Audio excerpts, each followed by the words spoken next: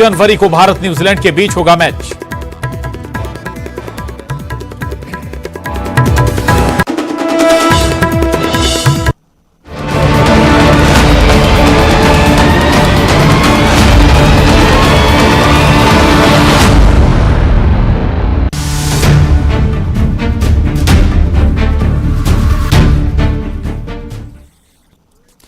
News 18 Madhya Pradesh Chhattisgarh देख रहे हैं आप, और आज चुनावी नतीजों के लिहाज से बड़ा दिन है। बाकी जगहों की भी हम बात करेंगे, लेकिन इस वक्त आपको बता दें कि छत्तीसगढ़ में भानु प्रतापपुर उपचुनाव में कांग्रेस की जीत हो गई है। ये बड़ी खबर इस वक्त की। कांग्रेस प्रत्याशी सावित्री मंडावी जीत गई हैं। बीजेपी उम्मीदवार ब्रह्मानंद नेताम को भारी मतों से हराया है सावित्री मंडावी ने। कांग्रेस प्रत्याशी सावित्री मंडावी की बड़ी जीत हुई है, बड़े अंतर से जीत हुई है। तो ये बड़ी खबर इस वक्त की। भानु प्रतापपुर उपचुनाव में नतीजा आ गया है। सावित्री मंडावी चुनाव जीत गई हैं बड़े अंतर के साथ से। ब्रह्मानंद नेताम बीजेपी की ओर से चुनावी मैदान में थे और बड़ा अंतर रहा हार जीत का। और तीसरे नंबर पर सर्वादिवासी समाज का प्रत्याशी रहा है। तो ये बड़ी खबर इस वक्त की भानु प्रतापपुर उपचुनाव से जुड़ी हुई तस्वीरें आपको दिखा रहे हैं। सावित्री मंडावी ने जीत हासिल की। इनकी कमी खल रही है, बिल्कुल याद आ रही है। पर जितने भी भानु प्रतापपुर क्षेत्र के जितने भी मतदाता हैं और हमारे माननीय भूपेश बघेल, उन सब को धन्यवाद देती हूँ। कांग्रेस के जितने भी पदाधिकारी हैं, बहुत खुशी हो रही है, बहुत खुशी हो रही है। ठीक है, पहला बार बहुत आपको लगता है कि मुश्किल सफर है? कभी आप पॉलिटिकली उस तरह से एक्टिव नहीं रही, सरकारी नौकरी दांव पे लगा दी आपने केवल इसलिए कि आपको लगता था कि जो मनोज मंडावी उनका सपना पूरा कर सके। जी हाँ, उन्हीं के सपनों को पूरा करने के लिए जो विकास के कार्य जो किए थे, जो अधूरे रह गए थे, उन्हीं के विकास कार्य को करने के लिए, उतने अधूरे सपने को पूरा करने के लिए मैंने अपना दाव जो लगा दिए थे पूरे।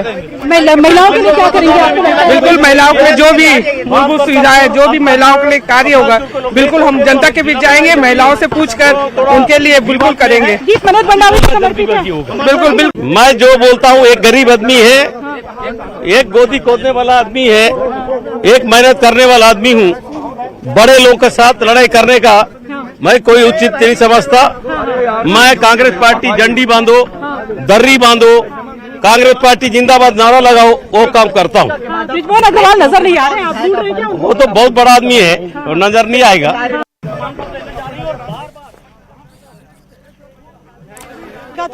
तो सावित्री मंडावी की जीत डिक्लेयर हो गई है और बड़े अंतर से उन्होंने जीत हासिल की। आपको बता दें कि बाई इलेक्शन मनोज मंडावी के निधन के बाद बाई इलेक्शन हुआ था और कांग्रेस ने दिवंगत मनोज मंडावी की पत्नी सावित्री मंडावी पर भरोसा जताया था, मैदान में उतारा था। और इतना ही नहीं, इस बाई इलेक्शन में उपचुनाव में कांग्रेस बीजेपी दोनों ने पूरी ताकत झोंकी। कांग्रेस की ओर से अगर हम बात करें तो मुख्यमंत्री से लेकर सभी लोगों ने प्रचार किया। तो बीजेपी का पूरा संगठन और प्रभारी से लेकर बड़े नेता इस बाई इलेक्शन में जुटे रहे, लेकिन नतीजा कांग्रेस के फेवर में आया है। दरअसल ये बाई इलेक्शन या उपचुनाव इस लिहाज से भी बेहद महत्वपूर्ण था, चूंकि अगले साल विधानसभा चुनाव होने हैं और उससे पहले ये बाई इलेक्शन एक रुझान जरूर सामने रखता है कि आम जनता का रुझान किस ओर है, क्या सेंटिमेंट्स जनता के हैं। ये बाई इलेक्शन जाहिर है कि परसेप्शन बनाने में भी सियासी दलों को इससे मदद मिलती है और नतीजे कांग्रेस के फेवर में आए हैं इस बाई इलेक्शन में। तो उपचुनाव, भानु प्रतापपुर उपचुनाव में सावित्री मंडावी ने बड़ी जीत हासिल की है, विजयी हुई हैं। और दूसरे नंबर पर बीजेपी के ब्रह्मानंद नेताम काफी दूरी पर हैं और तीसरे नंबर पर सर्व आदिवासी समाज का प्रत्याशी रहा है। तो भानु प्रतापपुर उपचुनाव में बाई इलेक्शन में तस्वीर साफ हो गई है, नतीजे आ गए हैं। सावित्री मंडावी ने बम्पर जीत हासिल की है बाई इलेक्शन में, उपचुनाव में। हालांकि कई जो पहलू हैं, फैक्टर हैं, उसका लाभ जरूर सावित्री मंडावी को मिला होगा। ममता लांजेवार हमारे साथ जुड़ी हैं और जानकारी के साथ। ममता, भानु प्रतापपुर नतीजे साफ हो गए, सावित्री मंडावी ने जीत हासिल की, अब क्या फैक्टर निकल कर आए हैं इस जीत के, और क्या मायने हैं आगे के लिए कांग्रेस के लिहाज से?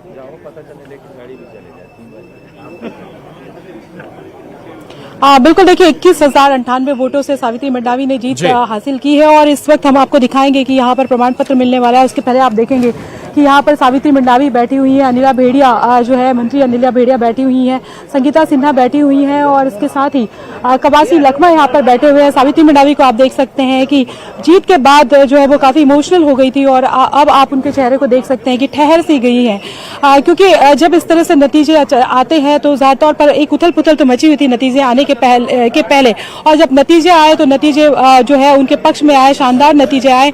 उसके बाद वो काफी भावुक हो गए और भावुक होने के बाद में अब वो बार बार यही कह रही थी कि उनकी बहुत याद आ रही है, बार बार वो उन्हीं स्मृतियों में चली जाती है जब मनोज मंडावी के साथ वो इस तरह के चुनाव में, उन्होंने कहा कि वो समय उन्होंने बताया था कि जब मनोज मंडावी जीते थे तो किस तरह का समय था, वो पूरे समय साथ थी। आज वो जीती है, उसकी खुशी जरूर है क्योंकि वो एक बड़ा कर्तव्य उनके ऊपर आ गया था, लेकिन दुख भी इस बात का है कि ऐसे इस तरह से जो है वो उपचुनाव हुआ। दूसरी बात अगर हम बात करें तो ये इस चुनाव के बहुत बड़े मायने हैं। विधानसभा चुनाव को जो है महज 1 साल बचा हुआ है और ऐसे में कांग्रेस पार्टी ये समझती है कि अगर चुनावी नतीजे उनके पक्ष में नहीं होते तो कहीं ना कहीं बीजेपी के लिए एक बड़ा मुद्दा हो जाता है, ये बताने के लिए कि चूंकि बीजेपी जो है बस्तर में और सरगुजा में बीजेपी जो है पूरी तरीके से बीजेपी का सुपड़ा साफ है।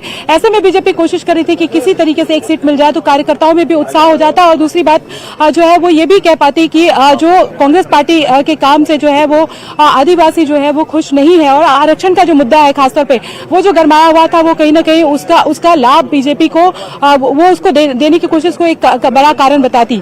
दूसरी बात अगर हम बात करें तो कांग्रेस के लिए भी ये चुनाव जीतना बहुत जरूरी था, क्योंकि विधानसभा चुनाव के पहले अगर ये वो हारती तो कहीं ना कहीं कार्यकर्ताओं के बीच और आम लोगों के बीच भी एक मैसेज खराब जाता। और मिशन 2023 को लेकर जो तमाम तरह की जो तैयारियां हैं कहीं ना कहीं एक आत्ममंथन वाली भी बात होती। दूसरी बात अगर हम बात करें तो नोटा जो इतने ज्यादा पड़े, जाहिर तौर पर बीजेपी, कांग्रेस या जो और प्रत्याशी हैं उनके लिए एक एनालिसिस करने का समय है कि कैसे इतने ज्यादा वोट जो है वो नोटा के पड़े। खासतौर पर अगर हम बात कर रहे हैं कि ये जो पूरी जो विधानसभा है वो आदिवासी बहुल विधानसभा है और कई ऐसे इंटीरियर क्षेत्र है जहां पर लोग जो है बहुत पढ़े लिखे नहीं है, वो अमूमन जब वोट देने के लिए जाते हैं तो प्रत्याशी का नाम नहीं पढ़ते हैं, वो चुनाव चिन्ह के आधार पर वोट देकर आते हैं। और ऐसे समय में अगर वो नोटा दबाते, नोटा जो है ऐसी जगहों पर नोटा जो अच्छी खासी जो नोटा की संख्या आती है तो कहीं ना कहीं ये सोचने वाली बात है, आत्ममंथन का भी समय है दोनों ही पार्टियों के लिए। सिंपैथी वोट की जो बात कही जा रही थी, हालांकि बीजेपी कह रही थी कि कोई सिंपैथी वोट नहीं मिलेगा, मनोज मंडावी से नाराज चल रहे थे। अब जब वोट मिले हैं तो बीजेपी वापस अपने बयान पलट रही है, अपने बयान से बीजेपी कह रही है कि सहानुभूति के वोट मिले उसके चलते जो है जीती। जिस तरह से हम पहले सुन रहे थे बीजेपी के एक लीडर कह रहे थे कि कांग्रेस पार्टी ने तमाम तरह के हथकंडे अपनाए हैं। जाहिर तौर पर जब इस तरह के नतीजे आते हैं तो अलग अलग तरीके से ब्लेम किए जाते हैं। नतीजों के कुछ घंटे पहले तक के कुछ मिनट पहले तक एनालाइज तो करेंगे ही दोनों सियासी दल। ममता, आप ठीक भी कह रहे हैं कि सिंपैथी वोट भी और दूसरा कि भाई सरकार है तो उसका होने का लाभ भी मिलता है, लेकिन एक सवाल और भी है ममता, वो ये कि भाई जो तीसरा फैक्टर था सर्व आदिवासी समाज का जो प्रत्याशी था उसने भी बहुत बड़ी नंबर्स में वोट हासिल किए हैं। ये वोट कहां से आए? कांग्रेस के खाते से आए, बीजेपी के खाते से आए? विशेषज्ञ क्या बता रहे हैं इस पर? बिल्कुल, लेकिन उसके पहले एक बड़ा अपडेट मैं आपको दे दूं कि मुख्यमंत्री भूपेश बघेल ने सावित्री मंडावी को फोन किया था। उन्होंने उस जीत की बधाई दी और इसके साथ ही उनसे पूछा कि प्रमाण पत्र मिला क्या, तो उन्होंने बताया कि अभी वो तमाम प्रक्रिया चल रही है।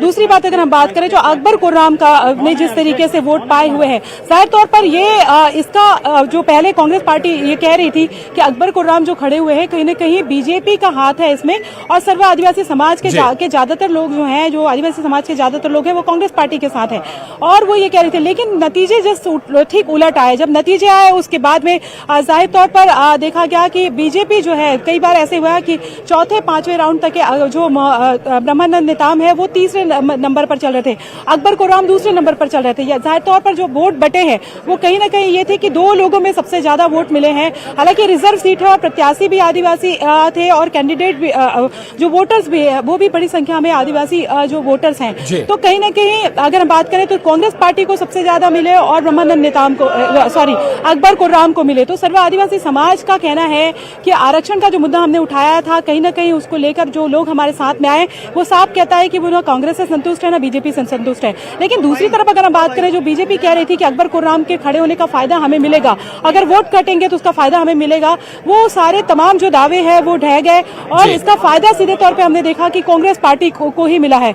एक दिन पहले जब मतदान होने वाला था, उसके एक दिन पहले सर्व आदिवासी समाज का जो एक धड़ा है वो सीएम हाउस जाकर मुख्यमंत्री भूपेश बघेल से मिला भी था और उसी समय ये बात जो है वो कई आदिवासी लीडर्स हैं उन्होंने कहा था कि वो सरकार के काम से खुश हैं।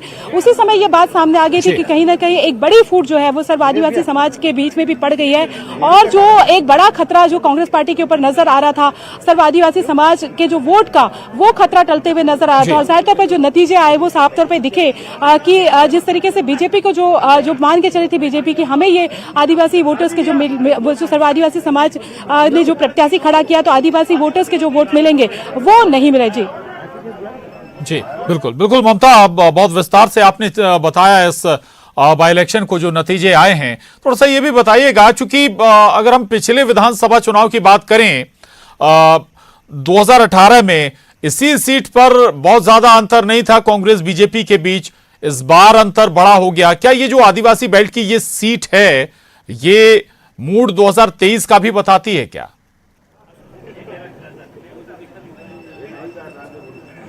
बिल्कुल, देखिए बीजेपी हो चाहे कांग्रेस हो, ये सिर्फ महज उपचुनाव नहीं था उनके लिए, ये उनके लिए जो एक साल बचे हुए हैं विधानसभा चुनाव इसके जो नतीजे थे वो किस तरफ इशारा कर रहे हैं ये भी देखने वाली बात थी। और जाहिर तौर पर बीजेपी बार बार ये कह रही थी और जिस तरह हमने बताया कि सरगुजा और बस्तर में बीजेपी के पास एक भी सीट नहीं है और जाहिर तौर पर अगर ये एक सीट आ जाती है तो कहीं ना कहीं उत्साह जो है वो कार्यकर्ताओं का बढ़ जाता, पार्टी का जो मनोबल है वो उस तरह से बढ़ जाता। लेकिन ये सीट भी इस बार गई। लेकिन अगर दूसरी तरफ अगर हम बात करें तो जाहिर तौर पर अगर कांग्रेस पार्टी के उसमें नहीं होता तो कहीं ना कहीं और भी एनालिसिस करने वाली बात होती है। लेकिन इस तरह के जो उपचुनाव होते हैं उसके साथ एक कॉमन फैक्टर और भी ये भी होता है कि अमूमन देखा गया है कि जो उपचुनाव होते हैं जिस पार्टी की सरकार होती है उन्हीं के फेवर में नतीजे आते हैं। उसका कारण ये भी माना जाता है कि आम वोटर ये सोचता है कि जिसकी सरकार है अगर हम उन्हें जिताते हैं, उनके प्रत्याशी को जिताते हैं तो कहीं ना कहीं जो बाकी के जो विकास काम है वो हो सकते हैं, उसको लेकर कोई दिक्कत नहीं होगी। और विपक्षी अगर पार्टी बिल्कुल, और अमूमन ऐसे में जो वोटर होता है वो कई तरह की चीजें सोचता है, कई तरह की बातें लोकल एडमिनिस्ट्रेशन से लेके विकास तक पर उसका विचार होता है। और शुक्रिया ममता आपका इस पूरी जानकारी के लिए, धन्यवाद। और रायपुर से बड़ी खबर है, भानु प्रतापपुर चुनाव परिणाम पर बोले हैं धर्मलाल कौशिक। भानु प्रतापपुर में सहानुभूति की लहर दिखी है, बीजेपी ने चुनाव अच्छे ढंग से लड़ा है। गुजरात और हिमाचल चुनाव पर भी धर्मलाल कौशिक ने बयान दिया है, दोनों राज्यों में जो ट्रेंड चलता रहा है वही है। गुजरात में बीजेपी रिकॉर्ड सीट जीत रही है, हिमाचल में हर 5 साल में सरकार बदलने का ट्रेंड है। पूरे चुनाव का यदि आकलन करेंगे तो ट्रेंड है लगभग वही जारी है। गुजरात में बीजेपी की सरकार लगातार बन रही है, इस बार रिकॉर्ड वोटों से सरकार बन रही है। हिमाचल प्रदेश की हम बात करेंगे तो एक बार बीजेपी एक बार कांग्रेस की ट्रेंड रही है, लगभग वो ट्रेंड पर चुनाव जा रही है। और हम छत्तीसगढ़ की भानु प्रतापपुर की बात करेंगे तो स्वाभाविक रूप से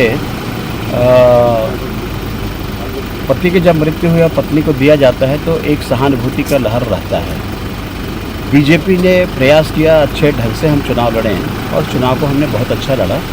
और एक और बड़ी खबर है, रायपुर से सीएम के हॉर्स ट्रेडिंग वाले बयान पर भी बोले हैं धर्मलाल कौशिक। मुख्यमंत्री को इतना घबराने की जरूरत नहीं, जिसका बहुमत है उसकी सरकार बनेगी।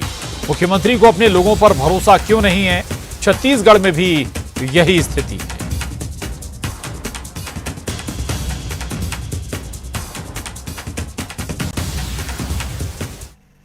इतने घबराने और डरने की आवश्यकता नहीं है, जिनकी बहुमत है उनकी सरकार बनेगी। अपने लोगों के ऊपर आखिर मुख्यमंत्री को विश्वास क्यों नहीं है, उनको अपने लोगों के ऊपर विश्वास रहना चाहिए। और कमोबेश छत्तीसगढ़ में वही स्थिति है, चाहे विधायकों का हो, चाहे मंत्रियों का हो, मंत्रियों से मुख्यमंत्री का हो, एक दूसरे के प्रति जो ये मनमुटाव, एक दूसरे के प्रति जो अविश्वास की भावना, और जो छत्तीसगढ़ में है इसलिए शायद उनको वहाँ हिमाचल में भी दिख रहा होगा और इसलिए अपने विधायकों के ऊपर उनको भरोसा नहीं है।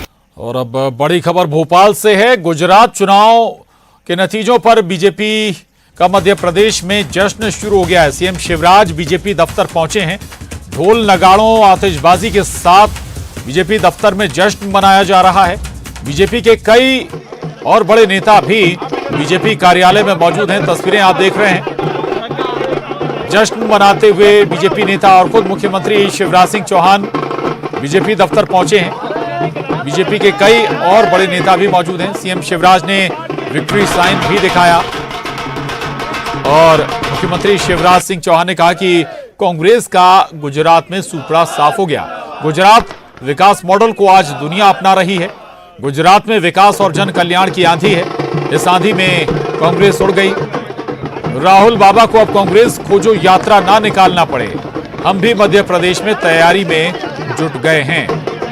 बयान मुख्यमंत्री शिवराज सिंह चौहान का, तस्वीरें आपको दिखा रहे हैं भोपाल में बीजेपी दफ्तर से। पहले तो मैं दिल से धन्यवाद देना चाहता हूं, बधाई देना चाहता हूं, आभार प्रदर्शन करना चाहता हूं। हमारी सरकार की उपलब्धियों, नीतियों, योजनाओं को लेकर हमने जनता के बीच में गए थे और भानु प्रताप की जनता ने हमें उस पे मुहर लगा दी है। आपके एक मंत्री का इस्तीफा दाव पे लगा हुआ था। नहीं, देखिए, मंत्री जी जो कहते हैं वो अपने जबान पर ये रहते हैं और स्वाभाविक है, कोई दाव नहीं था। तो जहां हमें लगता है इस तरह की बात है तो हम मिलकर इस पर रणनीति कांग्रेस पार्टी बनाएगी और आने वाले समय में कांग्रेस फिर से मजबूत होकर लोगों के बीच में जाकर अपने नेतृत्व के मार्गदर्शन से हम काम करेंगे। वोट देते हैं तो क्या लगता है आपको, चाहे बीजेपी हो चाहे कांग्रेस हो, उसको एनालिसिस करने की जरूरत है? नहीं, करना चाहिए। अगर नोटा में जाता है तो हर राजनीतिक दलों को एनालिसिस करना चाहिए। जी, अभी अगर हम बात करें तो ये 2023 के लिए क्या सोचते हैं? क्योंकि बीजेपी तो सोच रही थी, चूंकि सरगुजा और बस्तर में एक भी सीट नहीं थी तो वो सीट मिल जाए, और कांग्रेस के लिए भी एक चुनौती थी क्योंकि अगर हारते तो फिर एक मैसेज जाता। देखिए, हम लोग नई रणनीति के साथ काम कर रहे थे और बस्तर के हम पिछले बार 12 के 12 जीते थे। इस बार वो 12 हम कोई कमी होने नहीं देना चाहते और बस्तर की जनता ने हमारे विश्वास, हमारी सरकार की उपलब्धियों पर विश्वास। सवाल जीत का श्रेय किसे देंगे? जीत का श्रेय भानु प्रतापपुर की जनता के साथ साथ सरकार की नीतियों, उपलब्धियों के साथ साथ कार्यकर्ताओं को देता हूँ। तो ये है पीसीसी अध्यक्ष मोहन मरकाम, और उन्होंने कहा कि ये जो पूरा जो जीत जो है वो मुख्यमंत्री भूपेश बघेल के साथ पूरी भानु प्रतापपुर की जो जनता है वो वोटर्स को देते हैं। नोटा को लेकर जरूर उन्होंने कहा कि वाकई ये एनालिसिस करने की जरूरत है कि इतने वोट जो है वो नोटा के कैसे पड़े। कैमरा पर्सन रोहित श्रीवास्तव के साथ ममता लांजेवार, न्यूज 18 छत्तीसगढ़, कांकेर। तो मोहन मरकाम को आप सुन रहे थे। मोहन मरकाम बता रहे थे कि क्या और कैसे ये जीत हासिल हुई है। तमाम कई मसलों पर भी मोहन मरकाम बोले। तो बाय इलेक्शन भानु प्रतापपुर विधानसभा में हुआ और नतीजा कांग्रेस के पक्ष में आए हैं। हालांकि इससे पहले जमकर मेहनत की, पसीना भी बहाया दोनों सियासी दलों ने। बीजेपी की ओर से ब्रह्मानंद नेताम चुनाव हार गए, दूसरे नंबर पर रहे बड़े अंतराल के साथ।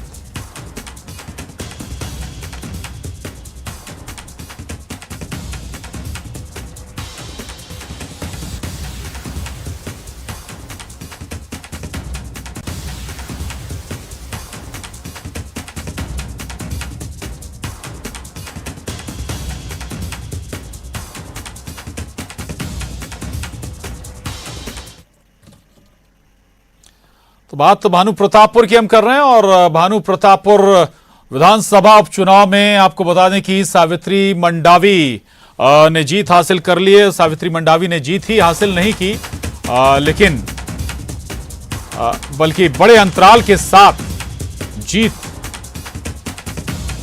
उन्होंने हासिल की है।